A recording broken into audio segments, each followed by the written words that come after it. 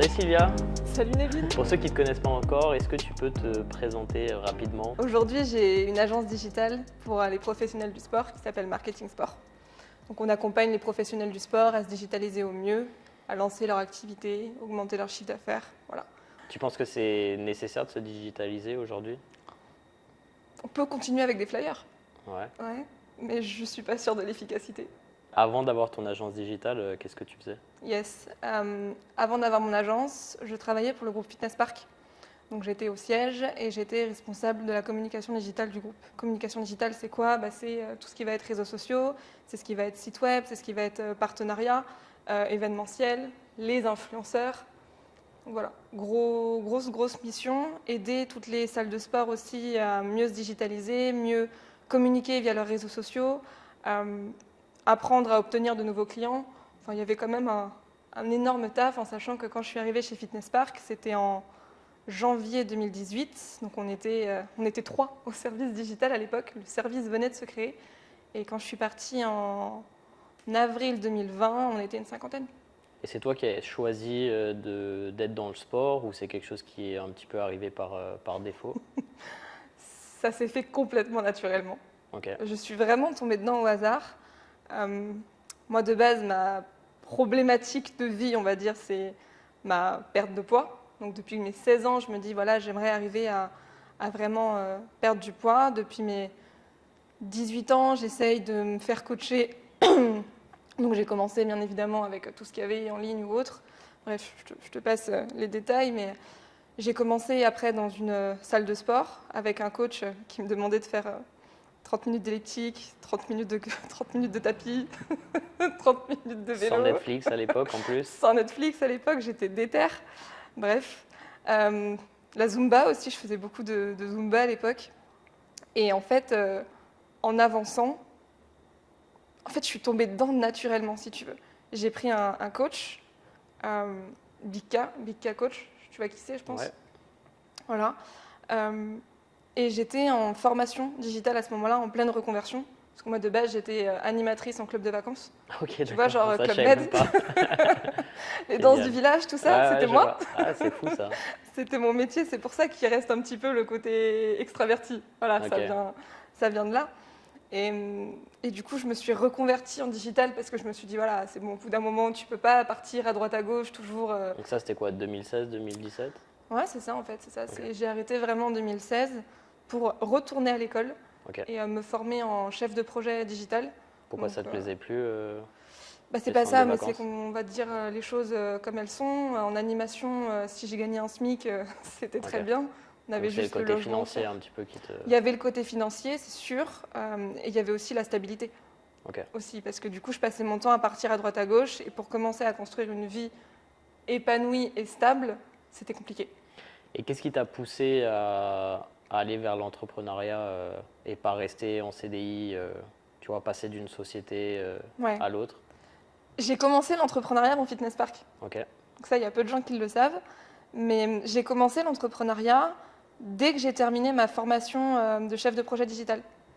Ok. En gros, à l'époque, Bika m'a demandé directement, comme il voyait que j'avais capté pas mal de choses et que il appréciait, je pense, le sens de mon cerveau, m'a demandé de m'occuper de la restructuration de tout son site internet et de sa communication digitale. Ok. Donc en fait, on a travaillé ensemble sur tous les aspects de sa digitalisation, ce qui a fait que ça a été mon premier client en fait directement en freelance. Mhm. Et c'est là que j'ai commencé aussi à me former pour comprendre comment on fonctionnait pour créer sa société. Donc j'ai investi dans ma première formation directement. Et j'ai eu 2-3 clients aussi en parallèle sur de l'UX design. Alors je ne suis pas sûre que ça parle à ceux qui écouteront, mais c'est de l'expérience utilisateur sur le web. Tu serais étonné, nos auditeurs, c'est la crème de la crème, je te le dis. Je me doute. Et en fait, très vite, quand le projet avec Karim, donc Bika, a avancé et ce que j'avais en parallèle aussi, je suis montée très rapidement en fait, à quasiment 10 000 € par mois déjà. À l'époque, j'étais un petit peu naïve. Je me suis dit, tiens, si j'allais à la banque pour demander un prêt afin d'acheter un appartement. Ok. Forcément, la banque m'a répondu, madame, il faut être en CDI. Ouais. Je dis, ok, je vais prendre un CDI pendant 3 mois et puis après, je partirai. Donc là, je postule juste à 5 annonces, où dedans, du coup, il y avait Fitness Park. Et parce que du coup, avec Big K, vous aviez un espèce de contrat où tu touchais une partie de ses revenus Du tout. Non, Non. j'étais payée à la prestation de service. et tu arrivais déjà à faire 10K par mois. Avec ce que j'avais à côté, ouais, quasiment. Ok, d'accord. Ça n'a pas duré longtemps, hein. Vraiment, ça a été sur une courte période, mais franchement, très rapidement, j'ai réussi à faire pas mal. Ok. Et c'est vrai que du coup, bah voilà, tu as envie d'acheter un appartement, tu te rends compte que tu peux pas, tu postules en CDI, boum, Fitness Park. Et en fait, j'ai tellement adoré l'aventure qu'au bout de 3 mois, je me suis dit, bah non, je reste en fait. Bah, tant mieux, hein, parce que c'est pas souvent le cas. La plupart des gens qui sont entrepreneurs, qui retournent vers l'entreprise, le CDI, Ouais, c'est parfois un choc un peu rude. Et après repartir. ouais, mais c'était vraiment différent parce que, en fait, chez Fitness Park, si tu veux, mon boss, à l'époque, me faisait ultra confiance. Et c'est un peu comme s'il m'avait dit, tiens, je te donne les clés de la boîte, enfin, je te donne les clés du pôle social média, débrouille-toi, fais-en ce que tu veux. Et tu te sentais apte à l'époque ou...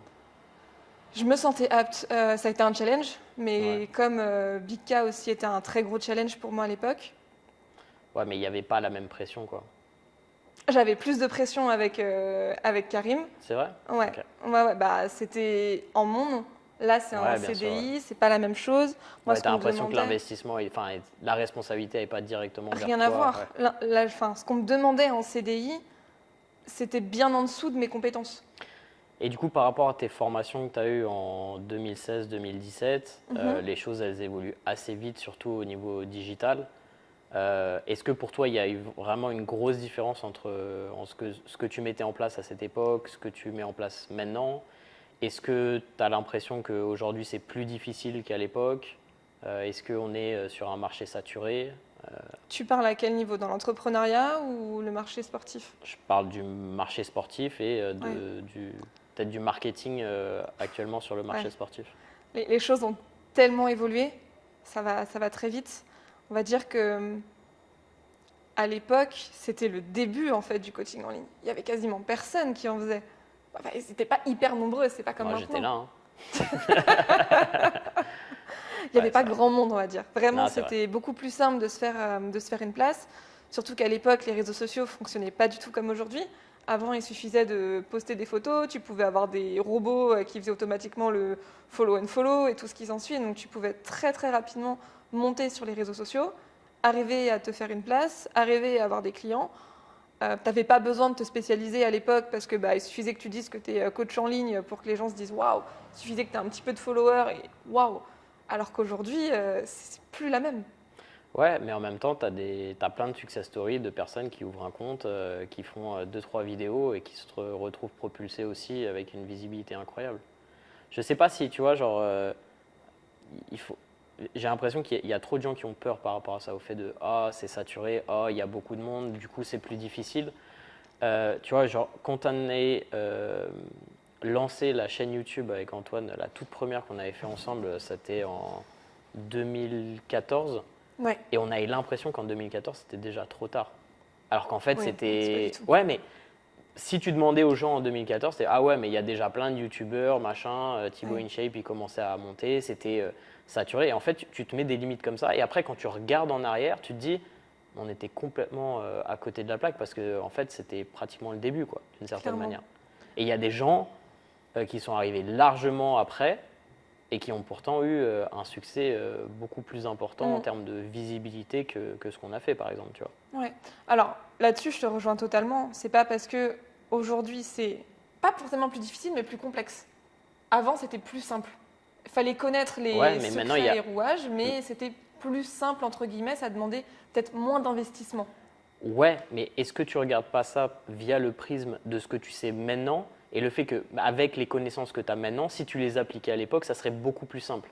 Parce qu'à l'époque, la disponibilité des informations par rapport à ça, par rapport au fait de grandir sur les réseaux sociaux, on les avait pas trop non plus C'est en vrai, fait. c'est vrai. Donc C'était en fait, quand complètement caché. tu regardes ça à Ouais. l'époque, tu te dis, ouais, c'était beaucoup plus simple parce que maintenant, si je prenais genre Sylvia vrai. et que je me mettais à l'époque, je fais, bah ouais, je vais faire ça, ça va partir, ça va être facile, etc. Le problème, c'est que tout ce que tu sais maintenant, tu ne le savais pas forcément à Non, l'époque. non, je ne savais pas. Et du coup, c'était plus difficile à mettre en Et place. j'ai en fait. galéré à faire des Bah, recherches à l'époque pour essayer de comprendre vraiment comment ça fonctionnait. C'est ça. Donc, oui, non, c'est vrai qu'aujourd'hui, il y a quand même beaucoup plus d'informations. Je dis juste qu'aujourd'hui, ça fonctionne différemment. Bien Et sûr. que oui, c'est un chouïa plus difficile parce qu'il suffit plus de faire une jolie photo. C'est ça. Il faut mettre C'est- plus de choses en place. Plus d'énergie aujourd'hui quand même. Tu Ouais, as besoin de peut-être. plus d'énergie. Aujourd'hui, Mais les informations sont disponibles. c'est vrai. Aujourd'hui, Donc, tu peux suivre des comptes qui directement te donnent des plans d'action, qui t'expliquent comment faire, des formations gratuites ou des formations qui ne coûtent pas grand-chose. Il y en a quand même plein. Alors, j'ai 2 questions. La première, c'est si tu commençais aujourd'hui de zéro en Ouais. termes de visibilité, quel serait ton choix en termes de réseau social et qu'est-ce que tu ferais en premier? J'irai directement sur LinkedIn en fait. LinkedIn. Ouais. C'est un réseau social qui est beaucoup, beaucoup trop sous-exploité, Ouais. alors qu'il y a une opportunité de dingue pour arriver à avoir des clients. Si je devais repartir de zéro, je pense que je me focuserais beaucoup plus sur les gérants de salles de sport directement, Ok. plus que les professionnels du sport, coach sportif ou autres. C'est vrai qu'il y a beaucoup de gens qui ne le voient pas comme un réseau social. Ça va capter ton intérêt pendant 30 minutes sans que tu t'en rendes compte, comme n'importe quel autre Ouais. réseau social actuel qui se bat vraiment pour ton attention Ouais. à tous les niveaux, quoi. Mais ok, ça c'est super intéressant. Et du coup, si tu étais coach sportif aujourd'hui, qu'est-ce que tu mettrais en place si tu veux développer ton activité en ligne? Là, maintenant, ça serait t'investirais tout ton temps sur développer ton image via LinkedIn. Non, Ok, ça c'est parce que c'est moi. ok, d'accord. Mais un professionnel du sport, pour qu'il arrive à se développer, ça part déjà de l'intérieur, de la personne qu'il est, Ok, de l'alignement en fait, de Ok. cette personne, qui elle est, c'est quoi son histoire, c'est quoi son vécu. Hashtag personal branding. Voilà, donc déjà savoir qui est-ce que tu es. Et en fonction de ça, déjà savoir avec quoi tu es aligné. Première chose, découverte de toi-même, d'arriver à comprendre qui tu es. Et j'insiste vraiment là-dessus parce qu'il y a trop de gens qui veulent faire comme tout le monde au lieu d'avoir cette propre différence. Et si aujourd'hui, il y a beaucoup de gens qui fonctionnent sur les réseaux sociaux, c'est parce qu'ils ne font pas comme les autres et qu'ils ont leur différence. Ça, c'est la première chose. l'authenticité, quoi, C'est ça. d'une certaine manière. L'authenticité, mais aussi son propre parcours. C'est ça qu'on va mettre en avant. Ah, mais si tu n'as pas de parcours particulier. Tu as toujours des particularités. C'est juste que peut-être que là, au premier abord, tu ne les vois pas, mais on a tous une histoire. Deuxième étape, c'est que par rapport à ça, on va réussir à trouver la fameuse cible. Là où tous les coachs galèrent un petit peu au début à se dire mais je vais sur quelle cible? Et du coup, ils partent tous sur femmes, perte de poids ou hommes, prise de masse, alors qu'aujourd'hui, c'est clairement pas une cible. Aujourd'hui, pour réussir quand on part de zéro, il faut se ultra méga spécialiser. Il n'y a pas le choix en fait pour arriver à faire la différence. Et ça peut être donc se spécialiser sur une niche en particulier. Je prends l'exemple par exemple d'une de mes coachs qui suit des diabétiques, un de mes coachs qui est sur les gamers. Après, ça peut être des concepts. J'en ai un par exemple qui attire que des fans de Superman, etc. etc. Alors ça peut paraître Mais un choisir, peu... c'est renoncer. On y vient. Ça peut paraître un peu loufoque comme ça, et en effet, se dire que si on part sur une thématique précise, bah forcément, on se restreint à d'autres. Mais j'ai envie de te dire que aujourd'hui, moi, si mes clients viennent à moi, c'est parce que je suis spécialisée dans le sport. Ouais. Si je ne l'étais pas, et que j'étais juste madame marketing digital, bah dans ce cas-là, je me noie dans la masse de tous ceux qui font ça. Donc, c'est pour ça que les gens viennent à moi pour ma spécialité. Et du coup, ça t'aide en termes de communication à savoir à qui tu parles, à qui tu t'adresses, comment tu crées ton contenu. Exactement. Et tu as une communication beaucoup plus précise qui va attirer directement tes clients idéaux. Alors pourquoi tu penses qu'il y a une vraie difficulté des gens à choisir une niche et à se focaliser là-dessus? Parce qu'ils n'ont pas forcément les bonnes informations là-dessus et que ça demande un travail qui est quand même assez profond. Moi, le travail, par exemple, que je fais avec mes clients là-dessus, on rentre quand même proche du... je ne vais pas parler de psychologie, mais c'est quasiment ça en fait. Bah, c'est si. que la personne arrive vraiment à savoir qui elle est et avec qui elle a envie de bosser. J'en ai certains qui arrivent, qui pensent qu'ils sont sûrs de leur cible, et en faisant ce travail et en discutant vraiment avec eux, bah, ils partent sur quelque chose qui n'a absolument rien à voir. Parce qu'ils n'ont pas forcément conscience au premier abord de ce qui les fait vraiment kiffer. Ou sinon, ils en ont conscience, mais juste ils n'osent pas. Parce que ça veut dire te lancer dans un truc que personne fait. Et ça fait flipper. Est-ce que tu penses que... Parce que moi, il y a un truc que je pousse vraiment par rapport à ça, c'est aussi de choisir les clients avec qui tu as envie de travailler. Pas seulement, tu vois, nicher pour nicher, mais le problème, c'est que quand tu niches, tu vas te retrouver avec un certain type de clients. Je dis toujours que les clients que tu as, c'est les clients que tu mérites, entre guillemets, parce que c'est aussi c'est ceux que tu vas chercher dans ta communication, dans ton marketing, etc. Et je pense qu'il y a quelque chose que les gens ils oublient un peu trop par rapport à ça, c'est qu'ils se disent « Ah ouais, c'est toujours le problème de comment je peux faire un meilleur chiffre d'affaires », mais en même temps, ils oublient que faire un chiffre d'affaires important, mais travailler avec des gens avec qui tu n'as pas envie de travailler, ça passe un temps, mais au bout de quelques années… on rentre dans le sujet du client de cœur, c'est ça? Exactement. Est-ce que tu penses que c'est quand même important ou tu penses que essentiel. Ok. C'est essentiel. Bon, c'est bien parce qu'on est aligné Ouais, par rapport à ça. complètement, c'est Parce essentiel. que je sais que pour certains marketeurs, c'est secondaire et moi, ça me fait flipper de voir ça. On est pareil là-dessus. Un client de cœur est attiré en fonction de qui t'es et ta personnalité. Donc ça revient à ce qu'on disait tout à l'heure, ton Ça revient à la base. authenticité, Exactement. Comment il s'identifie à toi, à ton histoire. Je vais te prendre mon exemple pour que tu comprennes. Aujourd'hui, je n'attire que des personnes qui souhaitent avoir un impact sur le monde ou du moins dans la vie des gens. Sur le monde. Ah, il y en a, hein? Ok, Minus et Cortex. Je n'attire que des personnes qui ont cet objectif-là. Bien évidemment, ils ont envie de générer de l'argent, c'est logique, mais ce n'est pas leur vraie priorité. Toutes les personnes qui veulent à tout prix se dire « je veux me développer, je vais faire du cash », ces gens-là, je ne les attire plus. Parce que j'ai cette vision aussi un petit peu dev perso aujourd'hui que je montre sur mes réseaux, où je montre que j'ai une approche qui est différente de, par exemple, d'autres marketeurs qui peuvent être mes concurrents, qui fait que les gens se dirigent automatiquement vers moi, parce qu'ils se sentent alignés, ou du moins qu'ils ont envie d'aller chercher cet alignement. Donc tous ces clients qui sont moi ce que j'appelle les clients un peu relous, qui vont complètement à l'encontre de ma vision des choses, je ne les attire plus aujourd'hui. Et c'est tant mieux. Comment tu définis le succès alors, à tes yeux? Oh, c'est quoi cette question? Comment je définis le succès? On est sur Fitness Logique, hein, c'est deep ici. Hein. Le succès, il est propre à chacun en fait. Justement. Tu veux ma vision du succès? Ah bah oui. Ouais. Si tu es invité sur le podcast, c'est pour savoir ce qui se passe dans ta petite tête. Hein. Ma vision du succès. Tu sais qu'elle je dis pas petite tête au niveau péjoratif, c'est juste affectueux.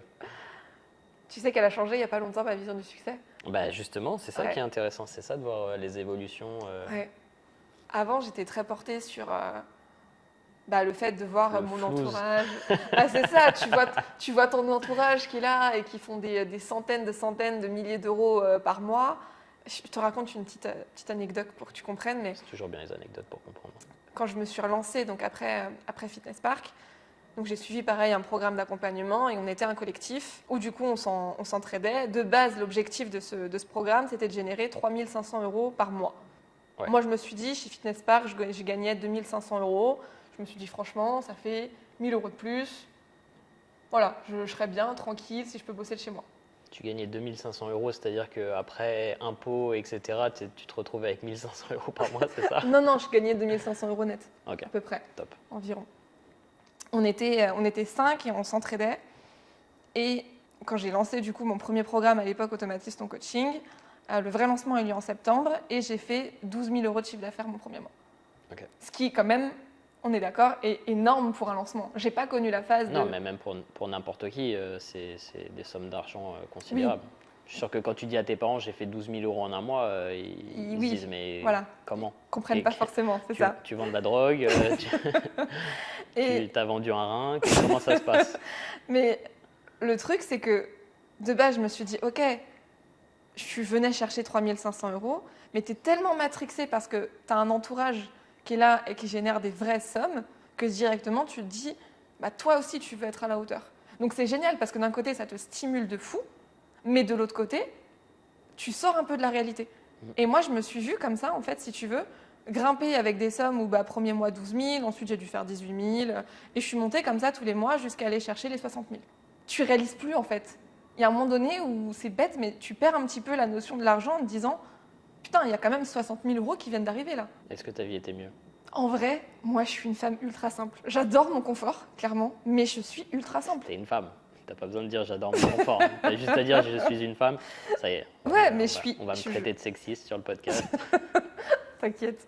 Mais je suis ultra simple. J'ai pas besoin de grand-chose en vrai, vraiment pour vivre et être bien. Oui, j'aime me faire plaisir de temps en temps, mais je reste assez simple. Et je me suis rendu compte que le confort que je voulais aller, quand une fois que j'avais passé ce palier-là, c'était juste d'avoir une équipe pour me décharger aussi un petit peu et pouvoir aller voir plus loin. Le truc, c'est que quand j'ai commencé à générer autant d'argent, j'ai pas réussi à réaliser, à me dire putain Sylvia, c'est trop bien, t'as passé un step là. Non, je me suis dit attends, moi mes potes, ils font 150 000 par mois, donc je veux aller chercher ça aussi. Au lieu de te dire putain, regarde ce que t'as fait en moins de 6 mois, alors que t'as des gens qui galèrent à juste passer le step des 2-3 000 euros pendant des années. Il y a des gens qui galèrent tout court en fait. Oui, je parle de l'entrepreneuriat. Ouais, mais même dans Oui. l'entrepreneuriat. Hein. Oui. Bah oui, c'est bien de le rappeler quand même. Oui. Et du coup, ma vision à ce moment-là était très portée sur la partie financière. Mais en 2021, je suis partie dans un espèce de, je ne sais pas si on peut appeler ça un burn-out, mais j'ai fait une espèce de dépression où j'étais plus du tout alignée avec ce fait de vendre des formations qui tournent en automatique, où finalement tu n'accompagnes pas plus que ça en fait les gens, parce que tu fais un visio par semaine, c'est cool, tu apportes un max de valeur, mais tu sais qu'il y en a certains, si tu n'es pas vraiment derrière leurs fesses, ils vont pas se bouger. Et ça, pour moi, c'était juste horrible, en sachant que j'avais mis mes tripes dans ma formation, et que je me dis, putain, il y en a certains, ils ont genre ouvert 2 vidéos. Cette reconnaissance, ça a découlé de ton expérience personnelle ou juste... Je sais pas, mais je voulais vraiment apporter un max en fait. Et du coup, pour revenir au succès alors. Voilà.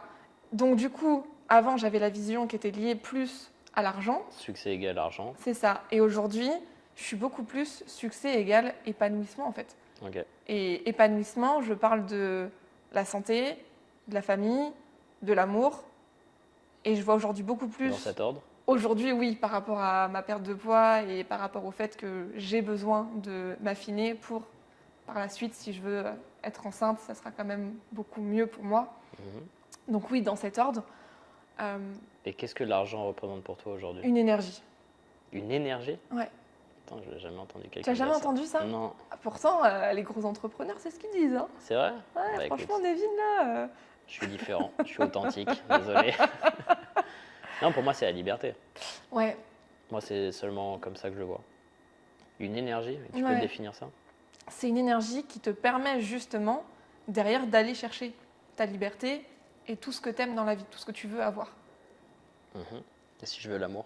Tu sais qu'avec l'argent, tu peux l'avoir aussi, l'amour. Ah non, je suis pas d'accord. Disons que ça va attirer certaines. Ouais, mais elles sont attirées pour quoi alors? Pour ce que tu représentes ou pour ce que tu as pour ton cash? On est d'accord, mais on va dire que l'argent va te permettre aussi d'avoir plus de temps libre que tu pourras passer du coup avec ta compagne. Mais est-ce que ça c'est vrai? Parce que nous, on côtoie pas mal d'entrepreneurs. Est-ce que quand tu as plus d'argent, tu as plus de temps? Parce que ça, c'est le concept de base. Ouais. On est d'accord, on se dit plus d'argent, tu vas pouvoir faire grossir tes équipes, déléguer, etc. Mais quand tu regardes en pratique, c'est rarement le cas.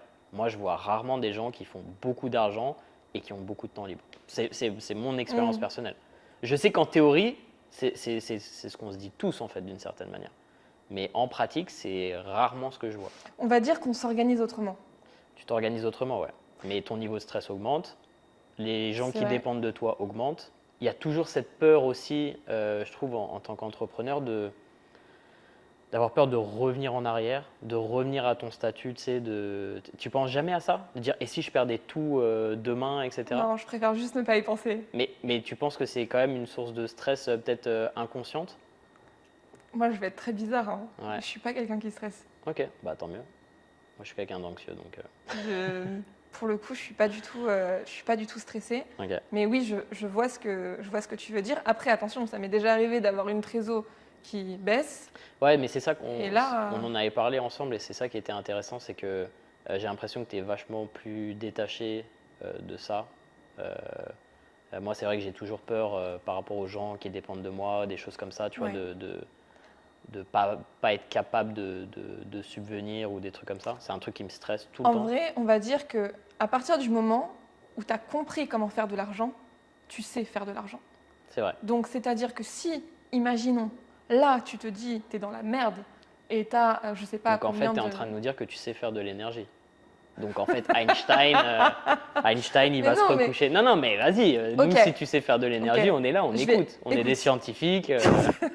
Il y a une fois où vraiment, c'était pas la merde, mais je m'étais fixé un vrai challenge. Ouais, Et il me manquait 20 000 euros à faire sur le mois. ok. J'avais 24 heures. Je te Ok. jure, les 20 000 euros en 24 heures, je les ai faits. Parce que mon unique focus, c'était où est-ce que je peux aller chercher l'argent. Alors là, je pense que tu vas. Il y a plein de gens qui vont avoir 1000 questions. Comment faire 20 000 euros en 24 heures? Est-ce que c'est légal? Oui, c'est légal. Ah bah, c'était- je sais c'était pas, quoi c'est- C'était de l'accompagnement. Je vendais de l'accompagnement, des formations. Ok. Donc c'était vraiment, il n'y avait rien de, rien d'illégal pour le coup. Donc tu as Mais vendu c'est- pour 20 000 euros, mais ça ne Ouais. veut pas dire que tu as fait tout le travail sur cette même période-là, on est d'accord? Bah oui, j'avais forcément tout qui était déjà créé. Mais je Ok. me suis dit là, tu as 24 heures. Ouais, mais c'est bien de dire ça parce qu'il y a des gens qui se disent ah ouais, bah, d'accord, bah, moi aussi je veux faire Ah 20 oui, non, faut être réaliste. Bah J'avais oui. déjà ma communication qui était en place, j'avais déjà des choses qui tournaient. Mais je me suis dit là, tu as 24 heures pour faire entrer 20 000 euros supplémentaires. Et en fait, j'ai juste listé toutes les personnes avec qui je discutais et qui étaient plus ou moins intéressées par mes services. Donc cette liste, elle était quand même, je ne sais plus combien il y avait de noms, mais bref, c'est pas important. Et je me suis dit, ok, toutes ces personnes-là, il faut que tu arrives à être vraiment en contact avec elles et leur dire exactement ce qu'elles ont envie d'entendre. Résoudre une problématique. Et en Je pense fait, que c'est bien que tu rajoutes ça parce que ce que tu as envie d'entendre, ça peut faire oui, vachement, oui, non, vachement manipulation Non, mais de oui, ces mais genres. bon. Non, mais t'inquiète pas, fais-moi confiance. influence. Pas Ok. manipulation, influence. Ok. Très bon livre d'ailleurs, Influence et manipulation.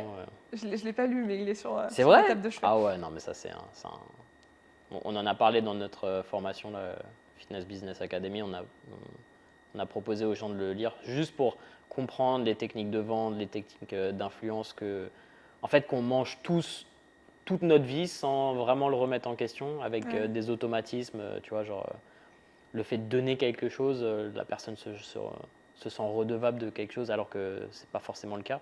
Mais C'est vrai. il y a plein de trucs qui sont super intéressants. Ces dynamiques psychologiques qu'on retrouve chez nous les humains, mais même chez les animaux en fait. Donc c'est vraiment des déclics automatiques qui sont intéressants d'explorer pour comprendre, puis après bah, soit de les accepter et au moins de les connaître ou d'avancer. Et pour revenir à l'argent, moi ça a été un gros travail personnellement pour moi, parce que c'était vraiment compliqué ma vision de l'argent, etc. Est-ce que tu penses que c'est aussi c'est quelque chose que tu vois beaucoup, toi, dans tes formations, au niveau du mindset, par rapport à ça, d'arriver à... Quand tu dis ta vision de l'argent, est-ce que tu peux détailler un petit peu? Moi, pour moi, c'était, en grandissant, c'était un peu... Les gens qui ont beaucoup d'argent, c'est des gens qui sont mauvais, en fait. Tu peux pas être riche et une bonne personne, en gros. Mmh. Ouais. Je vois ce que tu veux dire. C'est forcément, tu es un capitaliste, tu es, un enculé, forcément, Ouais. t'as volé indirectement. Et malheureusement, malheureusement, la réalité, c'est que bah, quand tu regardes les grosses sociétés françaises, par exemple, la réalité, c'est que beaucoup de groupes super puissants, bah, ils s'en foutent en fait de la population générale et c'est toujours le profit à outrance. Et bon, c'est une réalité, mais ça ne veut pas dire que tu es riche, que tu es une mauvaise personne, quoi. En vrai, je me suis pas réellement posé la question quand je me suis lancée. Je me suis juste dit que je voulais faire la formation la plus qualitative du marché. Alors, je ne parle pas forcément de toi, je parle dans les gens qui viennent vers toi ou que tu formes, Ok. etc. Est-ce que tu penses qu'il y a quand même ce frein chez beaucoup de personnes ou pas? C'est un En truc sur tout lequel cas, tu travailles ou pas du tout? on n'a jamais parlé de ça. Intéressant. J'ai vraiment jamais personne qui m'a fait ressentir le si je deviens riche. Ok, c'est alors que- je vais te poser la question indirectement. Quand tu as des coachs qui viennent te voir, ils te font ouais, bah moi je vends du coaching à 50 € par mois et tu Ok. leur dis Ouais, enfin là, c'est pas Ah non, possible. là on est sur un espèce de syndrome de l'imposteur. Bah, pas seulement en fait, d'une certaine manière, parce qu'ils se disent que c'est trop d'argent. Je peux pas demander, alors que tu vois, Ah un oui, oui, coaching oui, qui. non, ça je l'ai avec tout le monde. Bah, donc, mais Ok, donc, ok. donc toi, enfin, toi, tu l'appelles peut-être syndrome de l'imposteur, mais tu penses pas qu'il y a quand même un rapport à l'argent qui est problématique aussi, là, à ce niveau-là, d'avoir de sens de. Non, mais attends, si je demande 300 € par mois pour un coaching, est-ce que, enfin, Mhm. Ok. est-ce que c'est pas du vol et tout Ouais, je vois ce que tu veux dire. Donc en fait, ils ont quasiment tous cette problématique quand On ils est arrivent. d'accord. Bah, c'est Voilà, pour ça que je te dis ça. du coup, je comprends mieux. Euh, la première étape, c'est vraiment de leur faire comprendre leurs valeurs. Et ça, Ouais. en fonction du profil, ça peut prendre plus ou moins du temps. Ouais. Ensuite, il y a aussi le fait de leur faire comprendre que on n'est pas là pour sauver le monde, on est là déjà pour aider et pas sauver. Ça, c'est vraiment la première chose à leur faire comprendre. Ensuite, c'est OK, je vais demander cher si je demande 300 € par mois du coaching. D'accord. Mais aujourd'hui, ce que tu apportes, de prendre Est-ce conscience. que c'est vraiment cher? Ah non, moi, clairement, je trouve ça pas cher. Ah, mais C'est c'est bien qu'on le dise c'est parce que 300 pour euros faire du. changer un petit peu les Ouais, 300 mentalités, tu euros vois. du coaching, c'est pas Alors attention, Bah, ça dépend ce que tu c'est apportes. pas cher en fonction de ce que tu Bien apportes, on sûr. est d'accord. Hein. Si c'est juste pour faire un bilan Mais, par-ci, mais c'est- 300 non, euros mais. par mois pour quelqu'un à qui tu vas changer la vie, Ah oui, non, non, c'est un tu petit sais, je investissement. rêve d'avoir cette personne. Mais pour revenir à ce que tu disais, j'ai conscience que c'est une vraie problématique de se dire je vais prendre en fait de l'argent à des gens qui va faire que je vais prendre ma place et qu'en effet, je vais me sentir mal de me dire j'escroque entre guillemets des gens. Ok. Je te dis ça parce que moi, dans mon parcours personnel, alors il y avait le problème de l'imposteur, clairement, Mhm. tu vois, ce manque de légitimité, etc. Mais pas que, tu vois. Je pense que mon rapport à l'argent était, tu vois, une double problématique par rapport au fait de vendre ces services plus Ouais. chers. Et la problématique, enfin pour ceux qui n'ont pas franchement complètement compris la dynamique, c'est que malheureusement, si tu vends un coaching à 50 € par mois et que c'est un coaching individualisé, avec une programmation individualisée, avec un suivi individualisé, etc., ça veut dire que pour gagner 2000 € par mois, tu es obligé de faire quoi? 40 clients? C'est énorme.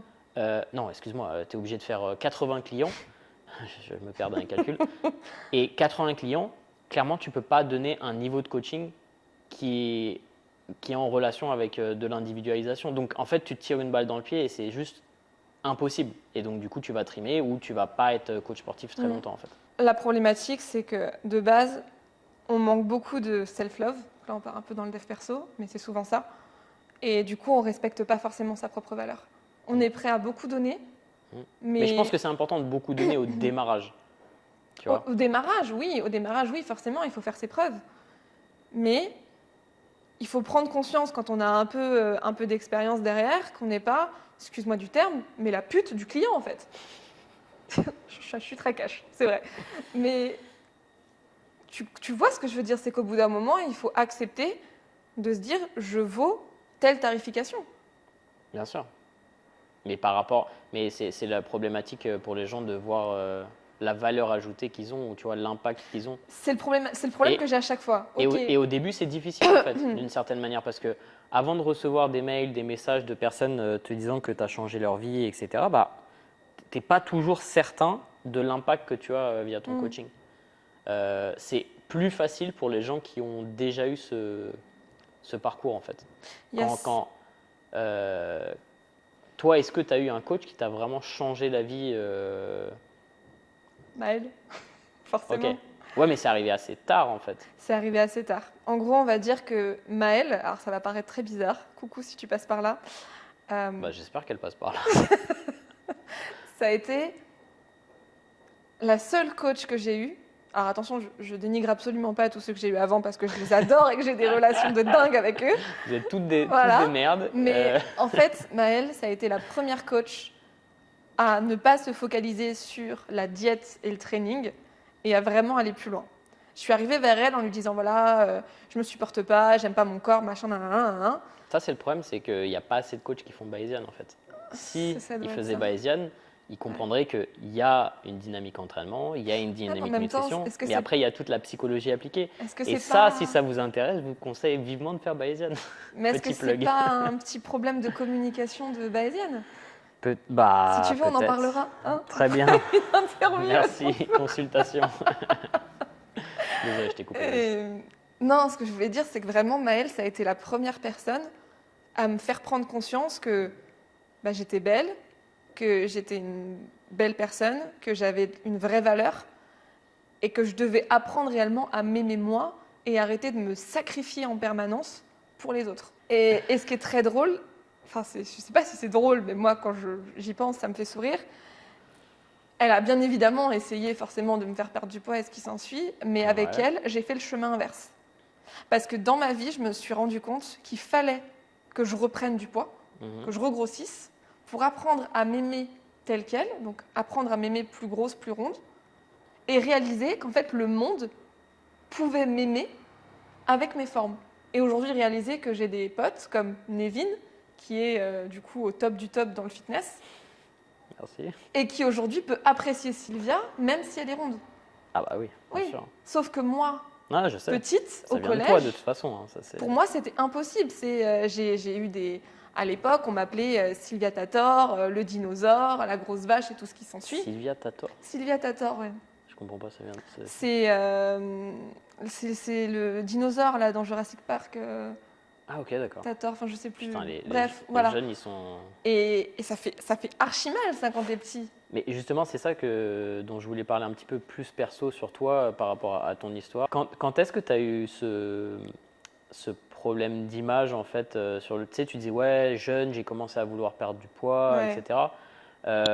Moi, je sais que ça a découlé un petit peu des réflexions que je recevais, tu vois. On me traitait de petit gros, etc. Ouais. Et c'est vrai que ça découlait de ça. Alors qu'en vrai, quand je grandissais, j'étais pas maigre, mais j'étais pas, tu vois, j'étais pas obèse, tu vois. Ah, mais J'ai vraiment abusé. Je crois qu'au pic abusé, je devais avoir 20 ans, mais il y a eu une progression, tu vois. Ouais. À 16 ans, j'étais pas, j'étais un petit peu rondouillé, quoi, tu vois, mais... Alors moi je te le dis, je n'ai jamais été obèse. Je pense que je suis là au stade où j'ai jamais été aussi ronde que je suis actuellement en fait. Ok. Réellement. Alors Ouais, après j'ai été ronde différemment à l'époque, mais parce que j'avais pas de muscles, j'avais pas tout ça, donc forcément mon corps était différent. Mais c'est vrai que tu peux accumuler beaucoup plus de masse grasse au fur et à mesure que tu développes ta masse musculaire et garder un certain du coup tu esthétisme. ressembles pas à la même chose. Ah, bien sûr. Tu regardes une C'est photo clair. de moi avant quand j'étais ronde et une photo de moi maintenant ronde. Putain, c'est pas la même chose. Mais c'est ce que je te disais la dernière fois, je te disais, tu te rends pas compte, mais esthétiquement, en termes de forme, etc., tu as beaucoup de chance. Enfin, beaucoup de chance. Il y a du travail Ouais. aussi, mais tu as beaucoup de chance dans le sens où, Merci, malheureusement, il y a des gens qui sont en surpoids et qui n'ont pas ta chance et qui ont des silhouettes qui sont à des années-lumière de Ouais. douter. Bon, voilà, on n'est pas là pour se comparer, mais c'est une réalité, quoi. Ouais. Et donc attends, ta question c'était d'où ça vient? Ouais, Ok.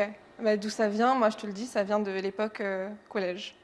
collège. Ouais. Ok. Sixième. Donc un peu comme moi, quoi. Sixième. Je Ouais. suis arrivée en sixième avec un corps en fait je vais dire limite de femme en fait. Non mais J'ai cru que tu allais dire de dinosaure. oh putain, t'as de la chance que je rigole et que j'ai soigné ma problématique. Hein. Voilà. Mais non, mais je faisais déjà 1m70. T'imagines? J'arrive en sixième, je fais 1m70, j'ai déjà... Ouais, parce que tu as eu ta croissance tôt. Ouais, je suis ouais, déjà, je suis t'étais déjà une un femme, petit quoi, peu déjà. formée. Bah ouais, je faisais 1m70, j'avais déjà des formes, sauf que j'avais des formes avec un pantalon qui monte au nombril. Est-ce que tu étais le genre de meuf qui chopait déjà des lycéens parce que tu étais... Mais non, Non? moi j'étais une enfant. J'arrive en sixième, je suis une enfant. Enfin, une enfant d'1m70. Ouais, mais dans ma tête, je suis une enfant. C'est ma c'est taille ma- maintenant. Non, je rigole. C'est- Je rigole. C'est ma mère qui m'habillait. Ok, d'accord. J'avais un espèce de pantalon heureusement, hein. taille haute à l'époque parce que alors que T'étais c'était stylé. non, c'était la mode des tailles basses à cette époque. Ah ouais? Ah oui, c'était Les Britney tailles hautes, Spears c'était et la tout. honte, tu vois. Ouais, Ah c'est ouais? ça. Ouais, c'était la honte. Ah, c'est J'avais marrant. des chaussures à scratch, c'est pareil, c'était la honte. Il Putain, fallait je avoir kiffais des les chaussures à lacets. scratch. J'avais à l'époque des sourcils qui dépassaient un petit peu, tu vois, entre entre les sourcils et du coup, des fois, on m'appelait Chewbacca. Oh non. Ben ouais, dur. mais c'est horrible. Je me revois prendre un ciseau chez moi, essayer de me couper les sourcils.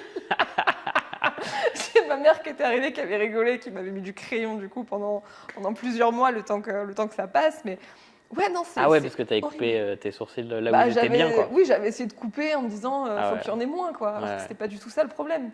Mais ouais, puis t'arrives en sixième, c'est pareil, tu portes des grosses culottes, hein, donc ça dépasse du pantalon. Et les gens se foutent de ta gueule parce que les gens se disaient mais c'est quoi cette troisième habillée comme une ouais, une primaire. Ok. Et tu te rends compte que à l'école primaire, tu as tous tes copains avec qui ça se passe archi bien et qui du jour au lendemain te snobent, te parlent plus parce qu'ils se rendent compte que t'es la honte. T'as la honte, ouais. Et du coup, tu perds tout, tu te rends compte que tu es toute seule. Donc je me suis renfermée sur moi-même. Je remercie à fond ma mère pour l'éducation qu'elle m'a donnée là-dessus. Parce qu'elle m'a toujours fait comprendre que la cigarette, c'était pas bien, la drogue et tout ce qui s'ensuit, il fallait éviter tout ça. J'ai jamais touché une cigarette de ma vie. J'ai jamais pris de drogue ou quoi que ce soit. Bon, Stylé. l'alcool, c'est autre chose. Ok. L'alcool Mais- est une drogue. Mais vraiment, j'avais cette force intérieure de me dire. Déjà en sixième, j'avais cette force de me dire courage Sylvia, ça va aller, ça va passer, accroche-toi et n'écoute pas les autres. Hmm. Et je pense que c'est cette force-là qui vient de quand j'étais petite qui m'a permis d'être là où j'en suis aujourd'hui. Honnête, c'est certain. Donc, année collège compliquée. Une fois que tu as transité sur le lycée, ça s'est estompé.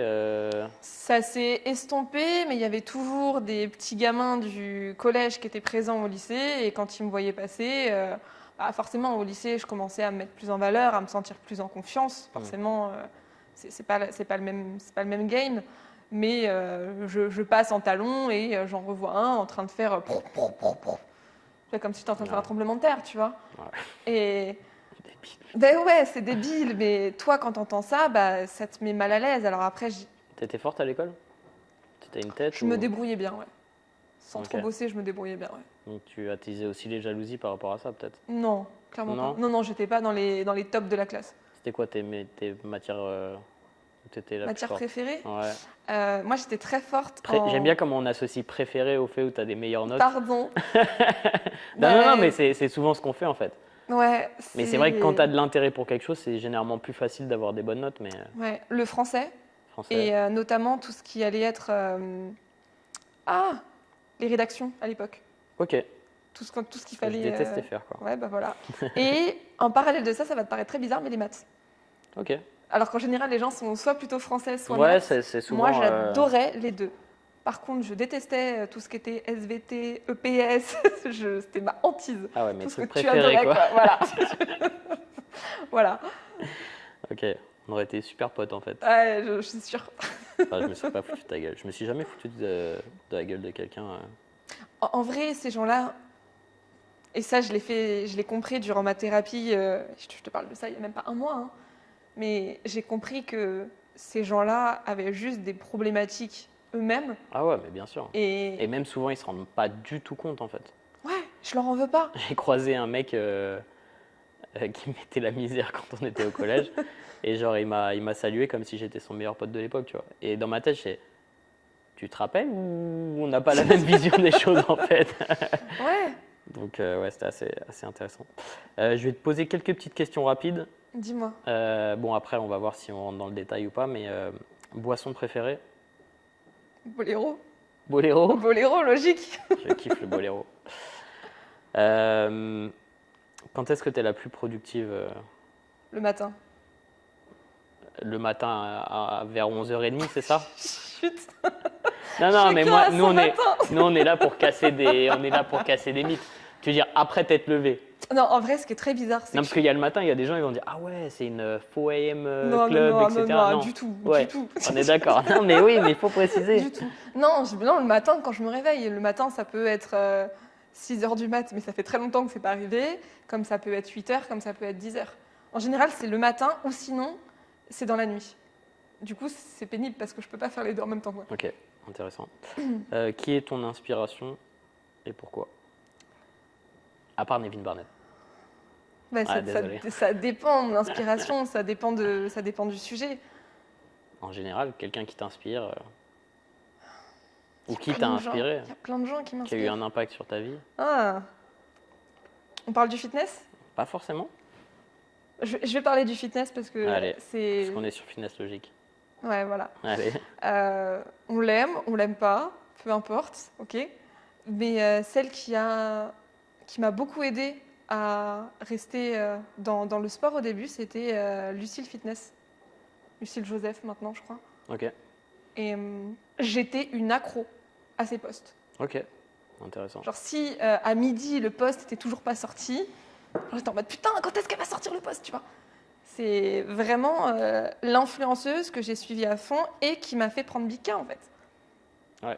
Parce que c'était son coach à l'époque. Et je me suis dit, du coup, je veux le même coach. Donc ça a vraiment été une inspiration de la Sylvia qui s'est lancée vraiment dans le sport et qui a passé un petit peu le next level en fait grâce à elle.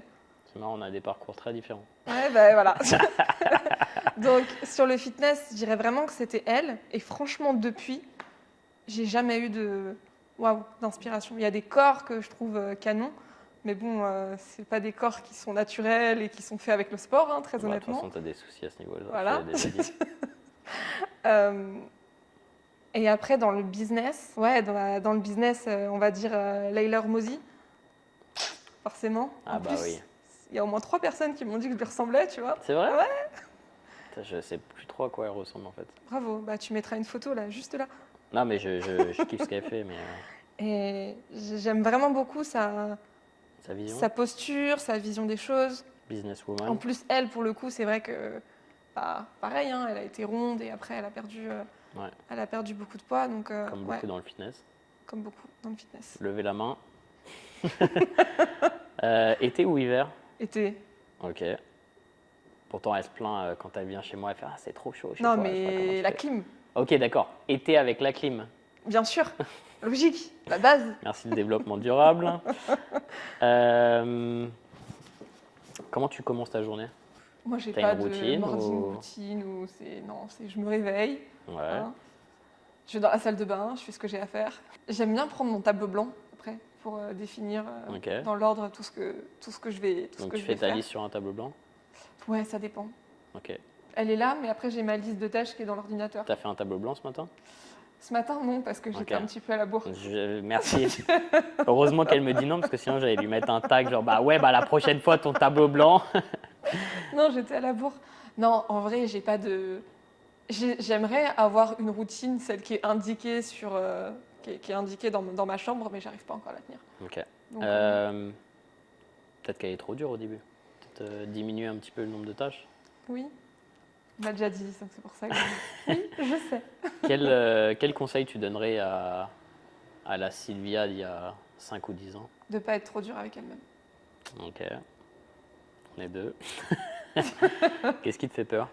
Putain, c'est encore là, quoi. Ça vient directement. La réussite.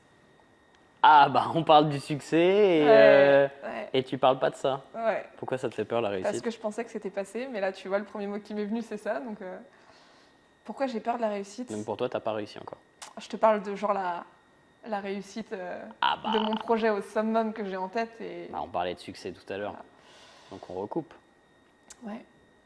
Ouais, c'est une grosse problématique de prendre ma place, de vraiment prendre cette place. Et donc, du coup, comme. Mais ça va venir de quoi? Tu penses que ça va venir d'une validation externe ou interne? Non, non, faut que ça soit interne et forcément, après, ça va se propager en externe. Mais ça, c'est encore une problématique que je traite en thérapie, quoi. Et tu penses que t'as pas ta place encore? Si j'ai ma place. Parce que Sylvia Tassa, c'est une star quand même.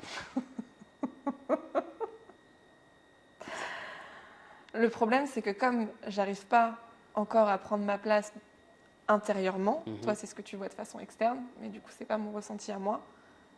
Bah, du coup, je prends de la place dans mon corps. Et le but, c'est de prendre cette place-là plus dans mon corps, mais dans la vie, Si tu pouvais être n'importe où dans le monde, où est-ce que tu habiterais? avec Nevin à Bali. Non mais en vrai, t'aimes bien Bali, mais... J'adore Bali, surtout depuis que je ne suis plus malade, clairement. Ouais, ça c'est chiant. Il y a beaucoup de gens à qui ça arrive en vrai. Ouais. Je sais pas si c'était lié à la période des Moi, je pense que c'est juste que Des tu étais une petite moussons princesse et que tu n'as jamais été en contact avec des bactéries du tiers-monde. Mais non, mais il y a peut-être ça. Il y a Non, peut-être. mais en Je me vrai, il suis y en a demandé peut-être s'il un y petit avait peu la aussi. thérapie aussi, tu vois, Ouais, ouais. qui m'a beaucoup chamboulée. Ah bah, si Et... psychologiquement, tu es dans un moment Ouais. où ça t'affecte pas mal, tu es plus fragile. Je me dis que ça a pas dû aider Ouais, aussi. c'est Hein. sûr, c'est sûr. Dans Mais c'est vrai l'idéal. qu'ici, je pense qu'on est quand même exposé à. Ah oui, oui, bah c'est. Non, ça, Moi, je vois c'est quand je certain, surfe hein. et tout, et je parlais à d'autres surfeurs, ils me disent, ah ouais, moi je surfe pas en ce moment, l'eau elle est trop sale. Je fais, ah ouais, quand même. Oui, Surtout quand ouais, tu non, bois la c'est chaud. tasse. Mais je dis, en fait, dans l'idéal, je dirais 6 mois à Bali et 6 mois à Dubaï. Ok, C'est deux ambiances qui sont complètement différentes. 2 salles, 2 ambiances, comme au Pacha. Ceux qui ont la référence, Voilà, ceux qui sont allés au Paris. Il n'y a pas de ça, il y en a plus. je suis allé peut-être une fois, Ah, c'était mon QG à l'époque. c'était Hein. le Métropolis, Ah non, j'aimais pas. c'était à côté de chez moi. Ah, c'était le Pacha, c'était mon QG. Si jamais il y en a qui m'ont croisé là-bas. Ça devrait être drôle ça. Mettez ça en commentaire si vous êtes passé par là-bas. Qu'est-ce que tu changerais de toi? Comment ça, ce que je changerais? S'il y avait quelque chose que tu pouvais changer? Là, maintenant, tout de suite, Ouais, ça va te saouler, hein, vas-y. mon physique. Ok, pourquoi?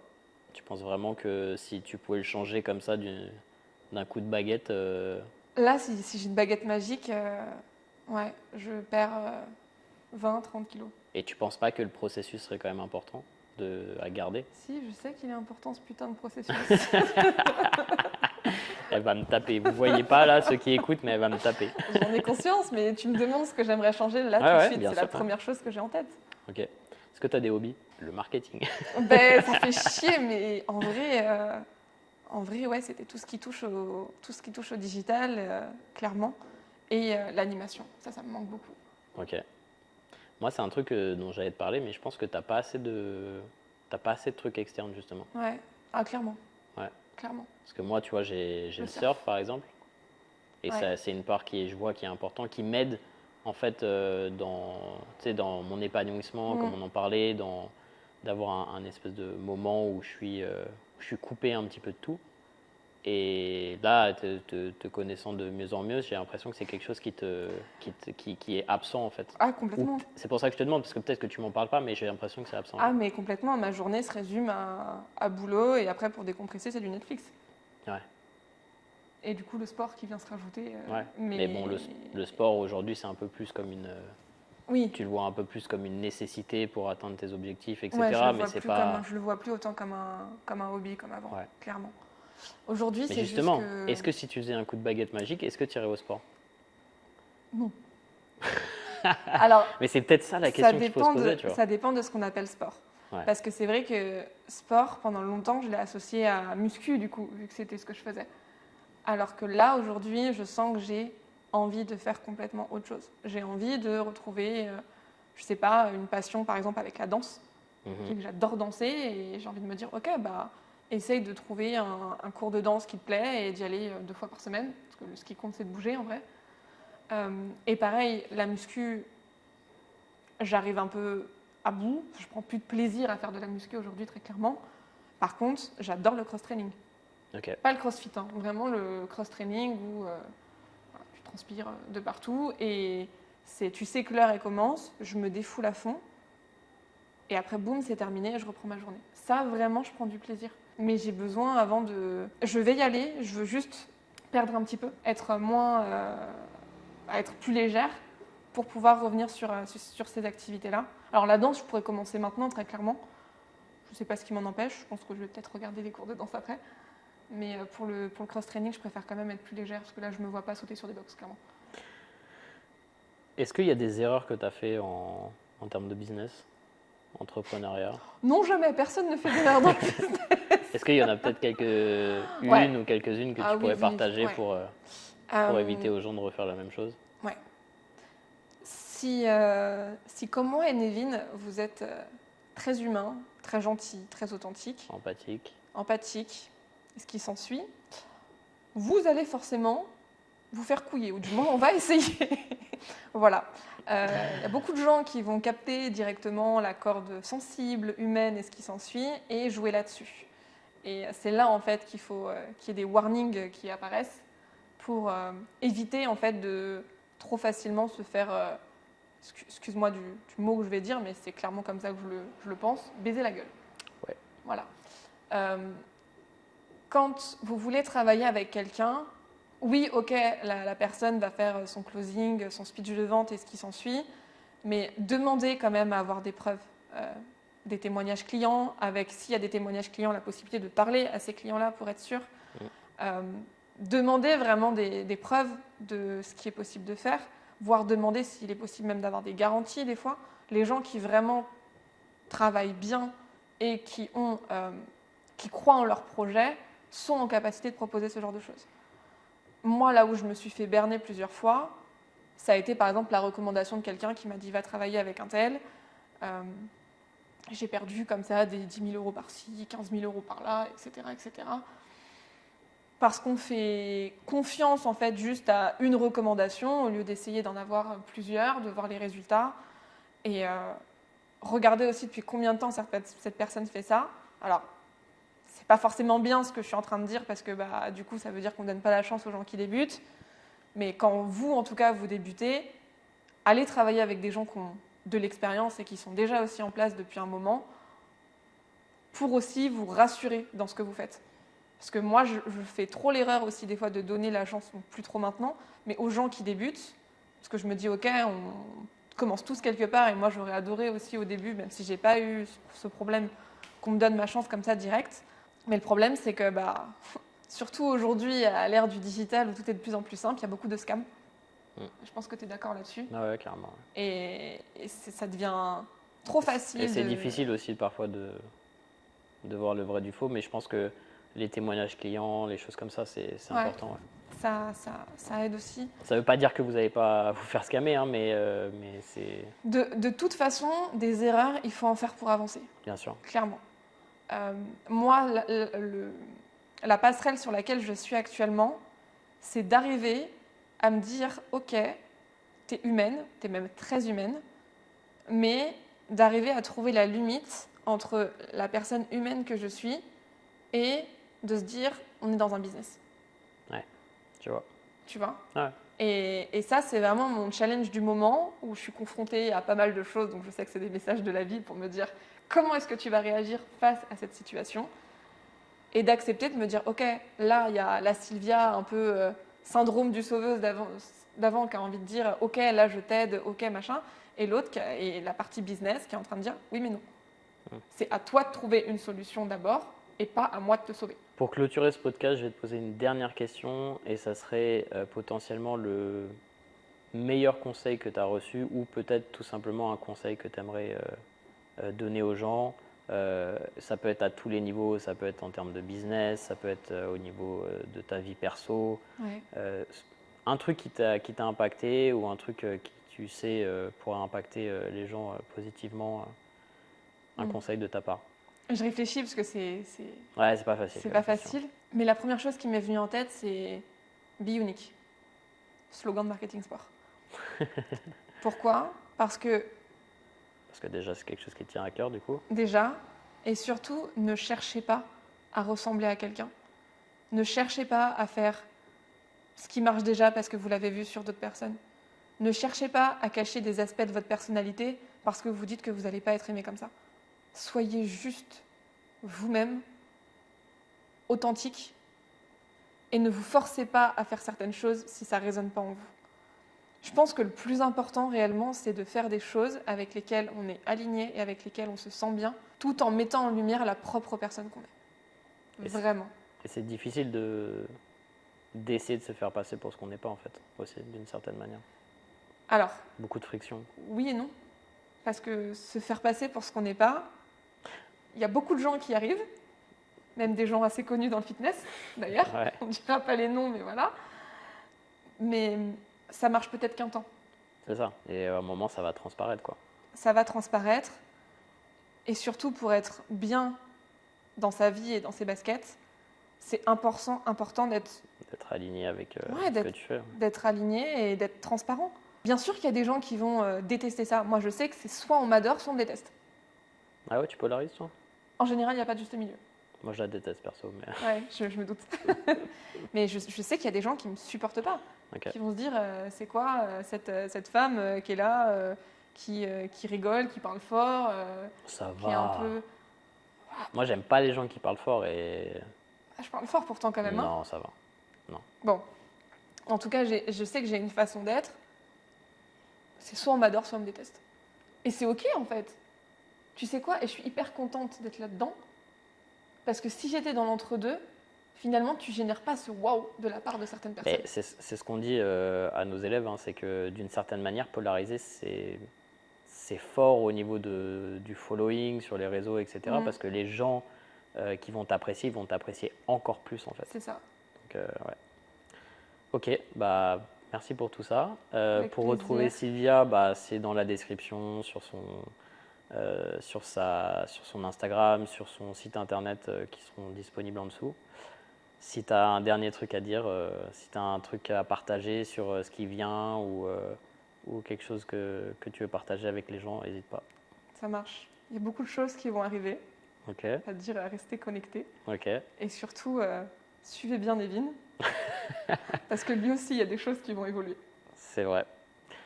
Sylvia, merci beaucoup pour Avec ton temps, plaisir. pour ce partage. Et puis, bah, on se retrouvera peut-être dans un deuxième épisode. Ah, peut-être. Nice! Tape la main.